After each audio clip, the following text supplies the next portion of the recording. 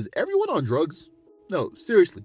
Seeing this video of this $100 million athlete facilitate the drugs on camera just made me realize how desensitized we are to drug use. I don't know whose cameraman is worse, his or John Morant. But I guess in this current climate, if you're gonna give people drugs, which you shouldn't, it's best to film yourself doing it so you know for a fact they won't come back in 50 years and try to extort you. But this shit is shocking. Did you know that by the time you're of legal age, there's a 50% chance that you've tried a drug? So just imagine what that number is by the time you hit 30. I'm currently almost 30 and I feel like I'm the only person I know who's never done a drug.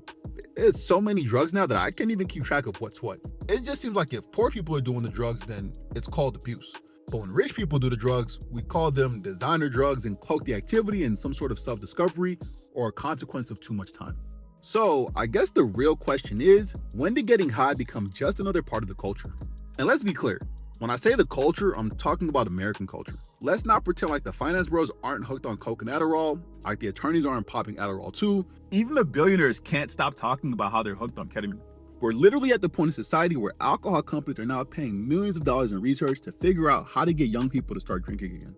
It kind of feels like everyone traded in happy hour for psychedelic trips and microdosing. It's clear that the branding of drug use has changed over the last 20 years. It's not just about getting high. Nowadays, it feels like more and more people are on an independent journey to figure out who they are and what makes them happy.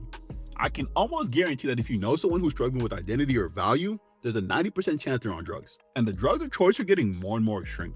The other day, someone told me he does roofie, the date rape drug. Apparently, if you do it to yourself, it's called G. But from what I was told, if you do the perfect amount, it feels like a cross between being drunk and high. But there isn't a clear measurement on how much you're supposed to do. You gotta just chance it and hope you don't lose consciousness. Now, if this is someone's ideal or typical Saturday night, then clearly something's going on, right? But I don't want to drag this story out too long. I just wanted to point out something I've been noticing as of late. And maybe I'll do a deep dive or a case study on it later on.